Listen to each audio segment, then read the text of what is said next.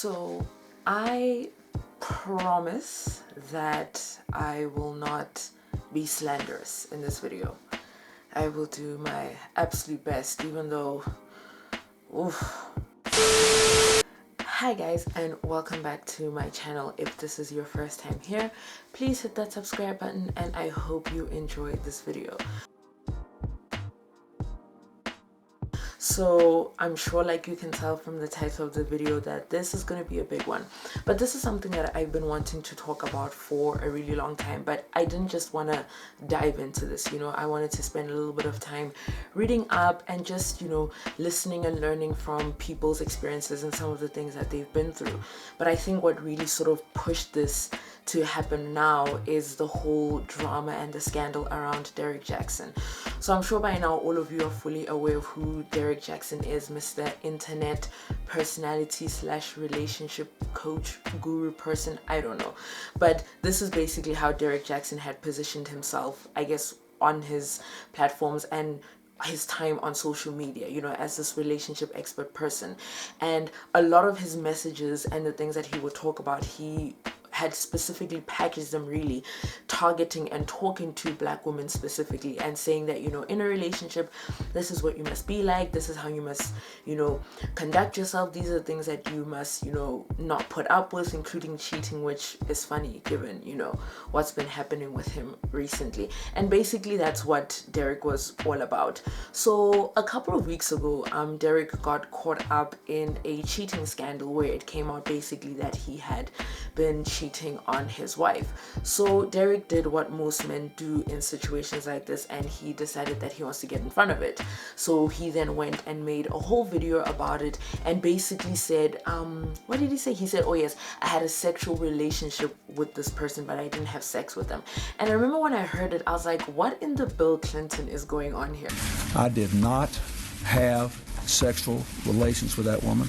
Like, how strange. So what then happened is that the woman he was in a relationship with actually came forward and provided receipts and facts and basically showed that Derrick had lied about the whole thing. Now you would think that at this point Derrick would just be like, you know what, I'm just gonna keep quiet, I'm just gonna go away, and like with most things on the internet, over time people will forget about this and this will just kind of blow over. But no, he decided to double down and things got very weird.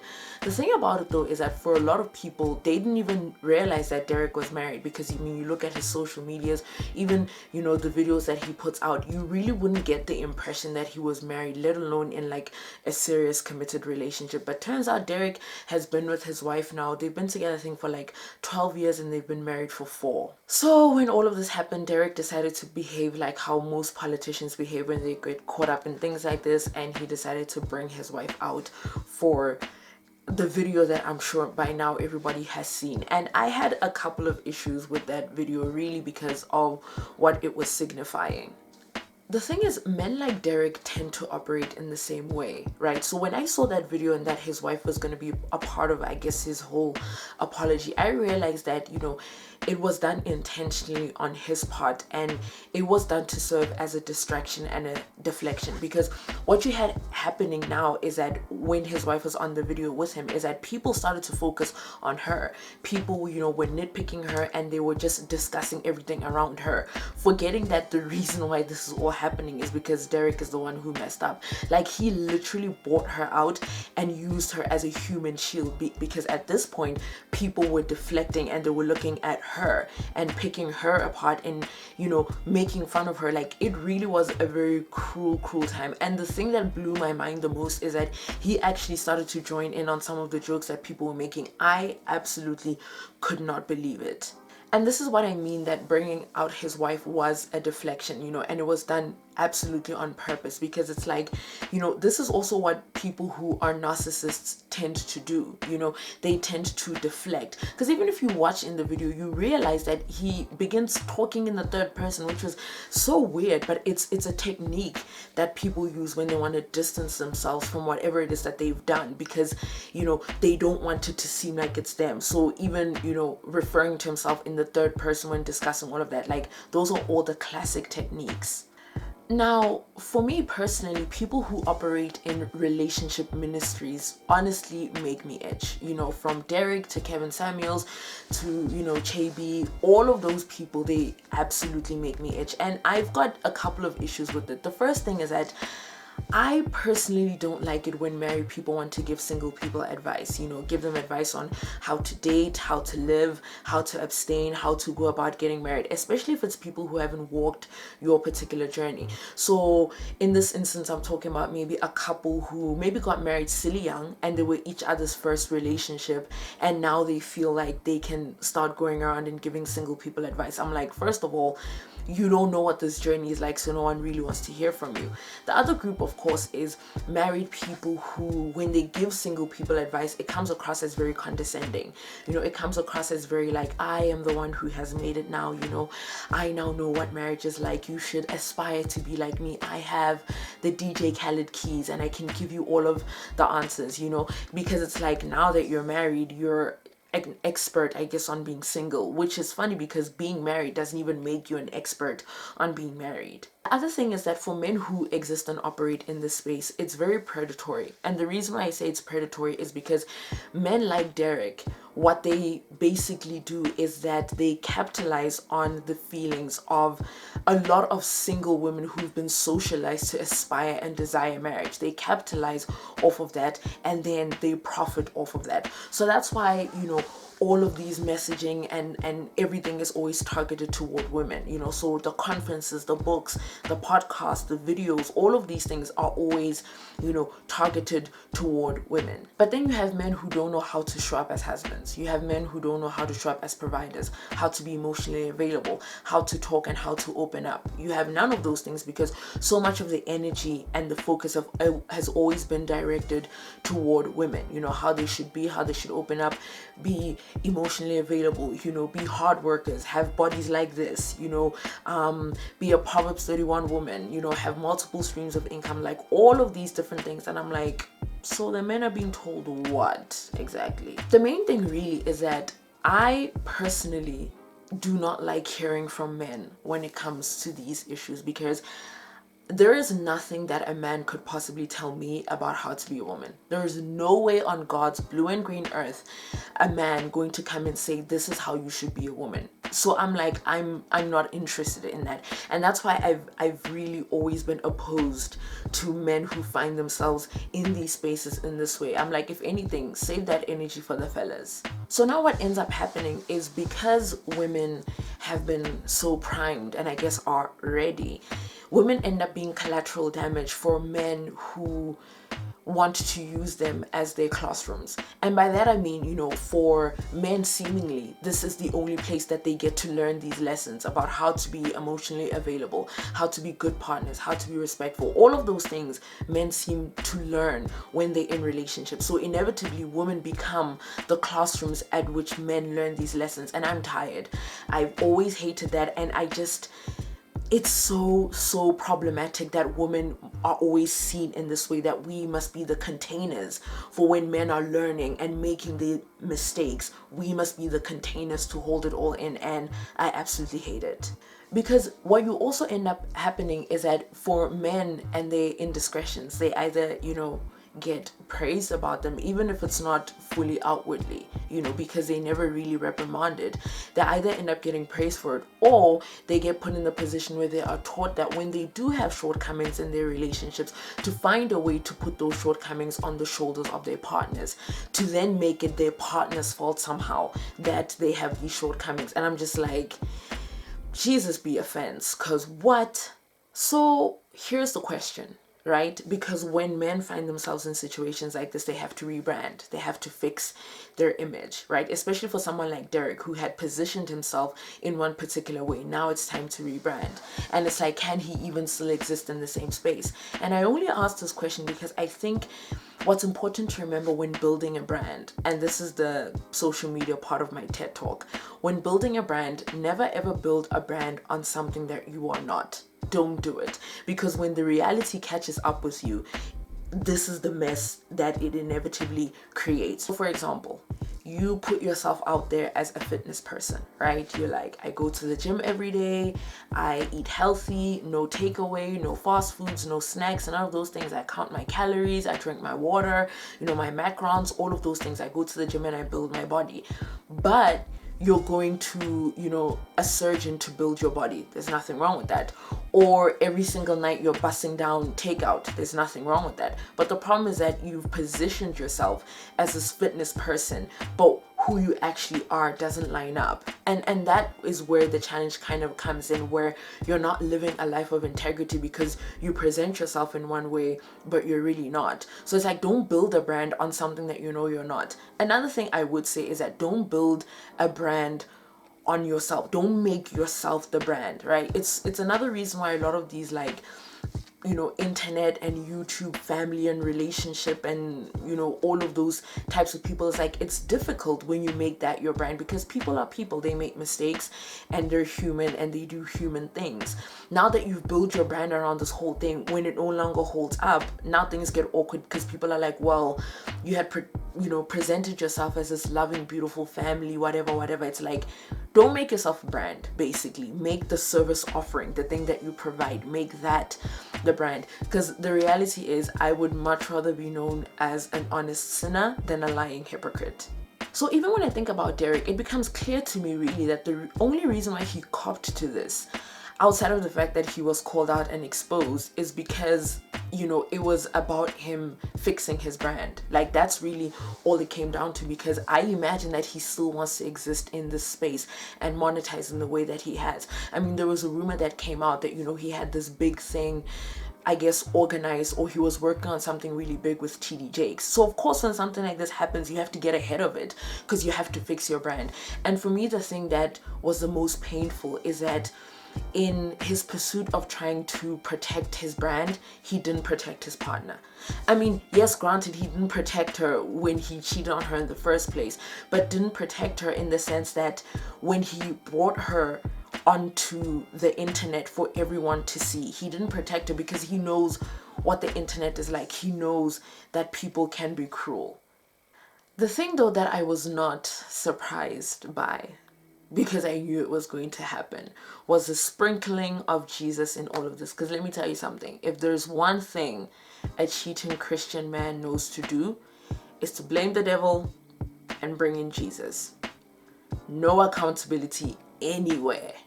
So besides Derrick and this janky situation of his that he's found himself in, I really then spent a bit of time thinking about marriage, relationships, and cheating, and really trying to figure out, why is it that people cheat? Because when you think about it, infidelity is something that has existed as long as marriage has existed. Even biblically, we see it spoken about, that adultery is wrong, and yet so many people still cheat. What we know to be true, though, is that throughout history, men have always had license to cheat with little or no consequence, because society was always ready, willing, and able to come up with justifications and excuses as to why men cheat. So we've heard it all, even to this day. It's things like, oh, they're biological reasons, or there's societal reasons, or even cultural reasons. Like, all of those, have been used. So I think what's important to remember is that back in the day, monogamy had nothing to do with love. And some people would still argue that today monogamy had nothing to do with love. But really, it was a way for men to ensure, like, it was to give them like a surefire way, that the children that were born to them were their own children, right? So now we start to see where the double standard really came from, because it was monogamy that was expected of women. It was placed on them, and it was an expectation that women are to be monogamous in this way. But men had license to sleep with whoever and have all of the children that they possibly wanted, but with those women, and they had to make sure that those children were absolutely theirs. And that's why monogamy has always been something that is expected and placed on women. And that's why so many people make excuses and justifications for men the way that they do. But I realize in trying to figure out why it is that people cheat, it's a difficult one, because there isn't like a clear cut and this is why people cheat.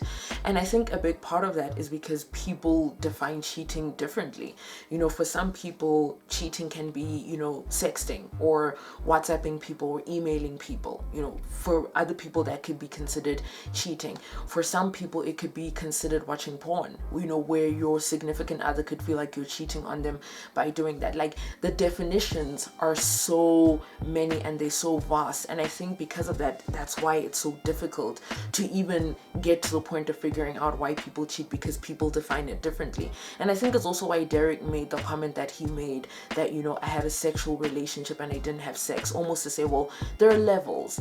That one is like baby cheating. It's not major cheating. Like, it's not that bad. And I think as soon as you get into all of that, it gets very murky and very weird. But I think at the core of it, how people define cheating has a lot to do on how they've defined marriage.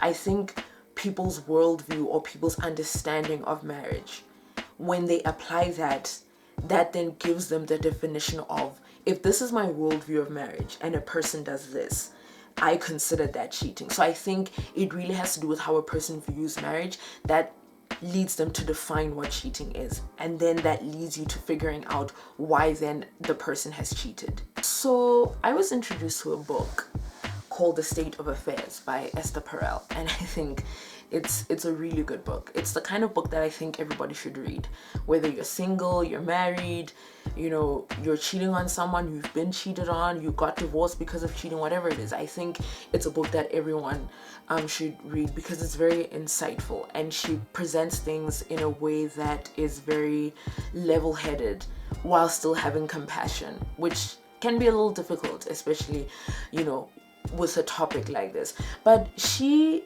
makes this point where she says, the thing is that in marriage, people have this idea that the person that they're married to, that person is ideally supposed to fulfill all of their needs, right? So in this one person, all the needs that I have, they need to be filled in this one person, right? So they would have to be your greatest lover, your very best friend, your emotional companion, your intellectual equal, the person who you have the same interests, you have the same passions, you like to do the same things. Like, the idea that all of this is contained in one person, and then the person that you then marry and the person that you want to be with, they then are that special one, because they can fulfill all your needs. And it's a hectic one, because I thought about it and I'm like, sheesh, I don't think I would ever really place that on anyone, to expect one single person to be my everything. It feels like a lot to expect that of a person, and I know personally I would struggle if the person I was in a relationship with expected me to be their everything, because I just know I can't. I don't have that capacity. And I think that's why, for me, community is so important. Like, living and existing and being a part of a community is such an important thing. And having friends, because outside of your romantic relationship, these other people that you have in your life are able to fulfill a bunch of other different needs that you have, and I think that's why existing within a group of people is so important, and not expecting that this one person is going to fulfill all of those needs, because it can be a lot, and I feel like to a degree you would be setting that person up for failure, because it's like, is it even possible for one person to fulfill your everything? Now, yes, there are those obvious ones in marriage that you are expecting that it is one person, and one of them is being faithful. So I think for the people who do have marriage in this ideal that this person is supposed to be your everything, and they're supposed to fulfill all of your needs, and that's why they got chosen, because all of the things, you tick all of the list. And I think the reason why cheating ends up being so painful and so difficult is because it shatters that notion, right? It shatters that notion that you are this special person who was supposed to fulfill all the needs, right? And I think that's why when people get cheated on, they introspect in the way that they do, and they introspect by saying, okay, well, what's wrong with me?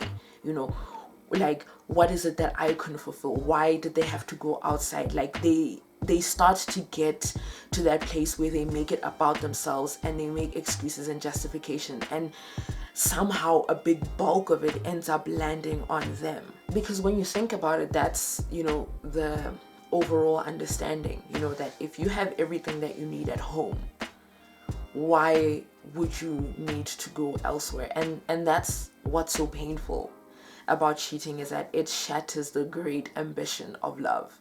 That's what it does, and besides that, it also shatters, self-esteem. It a gross violation. It puts a person in a position where they don't even know if they can trust that person ever again, if they can trust themselves, or if they can trust anyone else.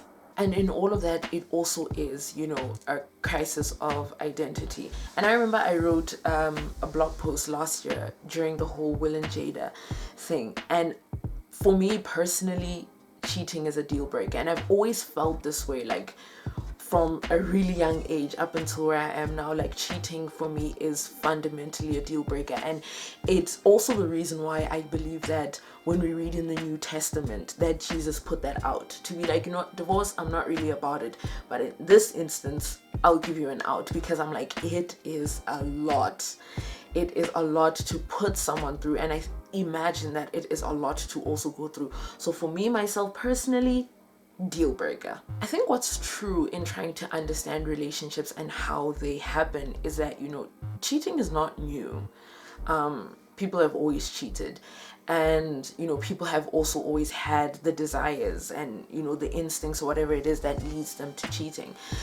And I think maybe the reason why people feel panicked because they feel like they're seeing it now more than ever, I think a lot of that has to do with the fact that we are living in times and in a culture and in a generation that says that you are entitled to pursue all of your desires, right? So one that says that I will do whatever I want to make me happy, and everything that I will do in pursuit of pleasuring myself. So it's a hard question to, I guess, figure out, like, why is it that people cheat? Because the same question could be asked, like, why do people in happy marriages cheat?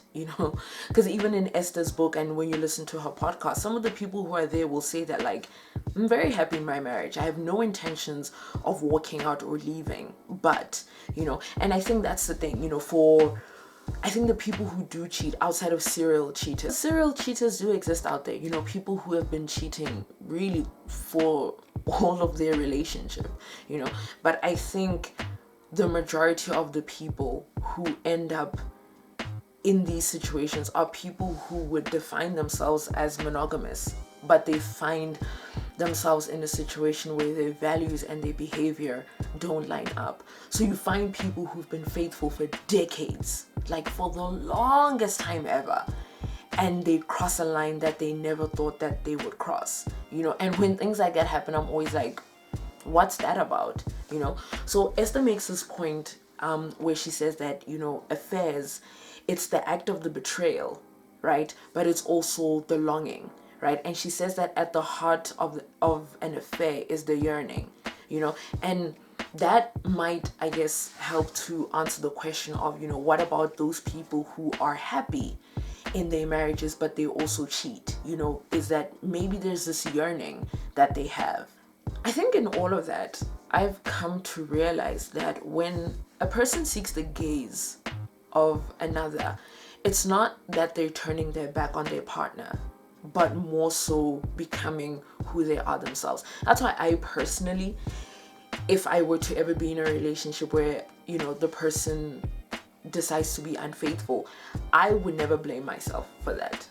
Like, there's simply no way anyone can convince me that I would have to take some blame in that. No, because I'm realizing that when people cheat, it really has to do with them, and like nothing really to do with you, the person that they're in a relationship with. It has to do with them. So even when Esther says that, at the heart of it is a yearning, I could see that, but the problem that I would have with that is to say that if you are grown enough to not only want to be in a relationship, but to say you want to be in a relationship with this person, I imagine that you're also grown enough that whatever the yearnings or these needs that you have that are unmet, because it's a big one. The big overall umbrella is people saying that my needs were unmet, is that in all of that, you can have the communication and the conversation with the person that you're with to say, listen, This is where I'm at. This is what I'm feeling. I'm feeling unloved. I'm feeling insecure in this way. I'm feeling this. I'm feeling that. Those are things that you can communicate. But instead of communicating them, you choose to go this way. So I'm like, that's why I personally would never bear that cross to be like, oh no, I guess somehow this is my fault. No. So, in all of this, I guess then the question becomes, how do people heal from, an affair? How do people heal when they've been cheated on? When I think about Derrick's Wife and the very many women out there, because again, I'm speaking from the perspective of women, but I often wonder, because I think trauma teaches us that, the way people begin to heal is if the person who has wronged them apologizes, right, and makes amends and all of those different things, because it's one thing to end the affair, but it's another thing to apologize and to make amends to the person that you've hurt, and obviously to the community at whole that you exist within. And I get it, right? We've seen the movies, we've heard the conversations, you've probably known people who've been cheated on, where more often than not, women, will always say, they want the details, they want to know what happened, how it happened, when, and all of those different things. And I get it, right? Because I think the reason why the questions are asked is that it's all trying to build an understanding, because essentially you're just trying to get to the why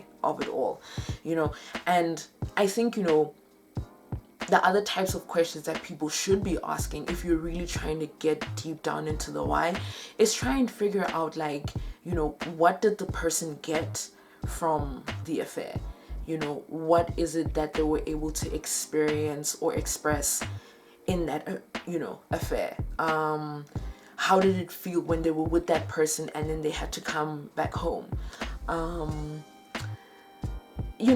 I think I'd even ask, like, how do you now feel that that affair is over? Because I imagine that questions like that, I think would be more meaningful when trying to get a deeper understanding of exactly what has happened here and what has led you to that place. And I say all of this, for the people who have chosen that they want to be together, because there are some people, much like myself, who are like, one strike, you're out. And then there are other people who, by the time the affair has happened, the relationship is already so broken that the affair really is like the nail in the coffin. It's done, it's over. But for a lot of people, they still are saying that it's something that they want to work through. And I'm like, I feel like, asking those questions, trying to get, like my pastor says, 2 questions deeper, will help you sort of gain the information that you really need, I think, to be able to understand it in a more meaningful way. The truth of the matter is that every affair redefines a relationship. So it's up to that couple to decide what the legacy of the affair will be, even in the case of multiple affairs. And I remember I read something where a person was like, in a person's lifetime, a person can be in multiple marriages, but to the same person, and they were talking about it obviously in the context of cheating. And I'm like, it's true, because I imagine that there are people who are probably working on like version 3 or 4 of their marriage, because an affair will redefine your marriage. Worse if it's with someone who's a serial cheater, so because it keeps redefining your marriage. But whatever it is, the legacy of that affair, that couple will need to define it, especially if it's people who've decided that they want to stay together. There is an opportunity and a moment that can be taken from the affair and used in a way that's beneficial. It's not to say people should cheat, oh my goodness, but for people who are deciding to stay together and this is the affair that has happened, there is an opportunity that is present, but only if people seize it. The challenge that I have sometimes with the way the Christian community especially frames the whole idea of forgiveness and how to work through affairs is that more often than not, what ends up happening is that it ends up being a thing where women take on a lot of the blame. You know, they take on the blame for themselves, like, oh, I shouldn't have done this, I should have done this is where I was lacking. And then somewhere in all of that, you know, they sprinkle in some Jesus, and it becomes a thing of like, we're under attack, you know, we must warfare against all of this. And then somewhere along all of that, it becomes the case of like, you know, their salvation or their compassion gets called into question, because it's like, how can you not want to forgive this person? How could you want to walk away? You know, all of those different things. And it ends up, you know, just creating something that I've seen happen far too many times with too many people, where I'm like, an opportunity was missed. Because I think if the opportunity is seized for what it actually is, outside of the person who has betrayed the trust, rebuilding that trust, but I think it gives them an opportunity to say, okay, let me actually think about this and figure out myself, like, what is actually going on with me, you know, what has led me down the road that I am now, or has led me down the road where I'm making the decision that I am. You know, what are some of the things that I need to heal from? What are some of the things that I need to unlearn? You know, what are some of the ways that I need to be thinking about things differently and better? How can I set up accountability if there are things that I struggle? You know what I mean? All of those different things, because I feel like that's where the real work actually happens, and not a lot of what I imagine is a lot of the superficial work that we see happening, especially in the instances where you're dealing with someone who would be a serial cheater, right? So now you're stuck in the cycle where every so often you're back at the same place, And for me, what that says is that those issues and that time of introspecting, I almost feel like it was glossed over, you know. And a lot of times, especially in Christian circles, it gets glossed over because, you know, we make it about the devil and not really seize the opportunity, right? So much like with Derrick, you know, and the stories that have come out to say that he's been cheating on his wife for the longest time. And I'm like, how are you still finding yourself here, you know? And is it like, when's the next cycle gonna come? Because it's like, clearly whatever the issues are, you're not really actually dealing with them, but now they're being glossed over and they're being wrapped up nicely and neatly to look the way that they look. But the truth of the matter is that people are lazy. And because people are lazy, they would much rather protect their image, you know, blame other people or other entities, if you will. You know, make it someone else's fault, or make it because this person did X, Y, and Z, that's why I did this. It's always deflecting, and it's always, you know, a distraction. So then I think at this point in all of this, the last question then becomes like, then what's the point, you know? And for me, I've come to the conclusion that, you know, monogamy is a choice. It's a daily choice. It's a continuous choice. Because we understand that, you know, people have desires, you know, everybody has desires, but I think it's that understanding that says, I'm not going to act on these desires. Not every desire is to be acted out on, because there is that understanding and that remembrance that there is a bigger picture here, you know, and there are things that are much more important and much more significant than those desires that you have right there and then in that moment. Because it's also understanding that whatever you desire now won't be the desire in a month or a year or however long it will be. It's understanding the bigger picture, especially when you've made, you know, an obligation and a commitment to a person and to the community at large that you are a part of. It's that continuous choice to say, in spite of all of this, I'm saying that I am choosing this. The biggest challenge to that, though, I think, is because, you know, people are inherently consumers. And because we're consumers, we're always constantly thinking about the next thing or the thing that's better, you know, than the thing that you have. And I mean, you could apply that to almost anything, you know, cell phones, cars, whatever. So whatever it is that you have, you're like, okay, great, I've got this thing, but like, yo, there's that other one that, like, it has to be better, right? It has to be better than the one that I have, you know? So then FOMO kicks in, and you've got that panic that kicks in that says, oh my goodness, like, what if there's better out there, you know? And I think that that is the real challenge here. But I think the point is to understand that you can't commodify a partner. You can't beta test a person. You can't beta test a relationship to say that, oh, okay, I'm testing now and I'm just waiting for whatever it is that's better. Because that's the other thing also. I don't even think it's a question of better. I think it's a question of other. Like, you can find other out there, you know, because I think when it comes down to it, the person that you end up being with is a person that you choose. I don't necessarily think I believe in this whole, like, you find this person or you bump into this person. I think the person that you end up with is a person that you choose, you know, and it isn't a question of better, it's a question of other. Because there are other people out there that you can, you know, have fun with, be in relationships with, that you can love and all of those things. But the person that you choose is a person that you're saying, I want to build with you. I want to make a life with you.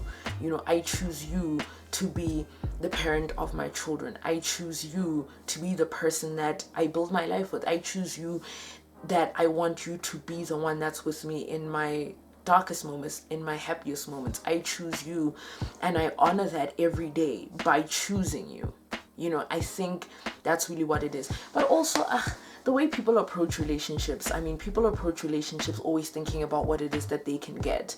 I mean, we come from a culture that says that you must make a list of all the things that you want in a partner. You know, so people write down, I want this person to do this, all the things that you want. And it speaks to that whole thing of like wanting this person to fulfill all of these needs in this particular way. But I'm saying that we should be making a different kind of list, and it should be a list that says, what are you going to be giving the person that you want to be in a relationship with? Like, let's make that the list. Let's make that the list to say, in a relationship, I want to know that I can give a person this. Because I think what that will do is that will inspire all of us to say, woo, because I'm lacking in these areas, let me actually go work on myself, you know, to make sure that when I do choose that person, I'm able to give them all of these things that I have been working on and I want to give them, and not treat another person's child like they are your classroom, because you've spent all of your time talking about all the things that you want and not necessarily all the things that you want to give them. And I hope, I don't even know like how to conclude this, you know, other than saying that I think the most important thing always is for people to be working on themselves and wanting to show up as the best version of themselves in all of the relationships that they have, you know, and before getting to the point of making the mistake of, you know, having an affair or whatever it is, that you can have the conversations and you can speak to the people or the person in your life in a way that is honest and open, and that it doesn't take something as devastating as an affair to get you to the point where you can start having those meaningful conversations. And I think that's pretty much it. But yeah, let me know what you guys think. I said quite a lot, but I really am interested in your guys' thoughts. Please make sure you hit that thumbs up button, subscribe and comment, and I'll see you in the next one. Bye.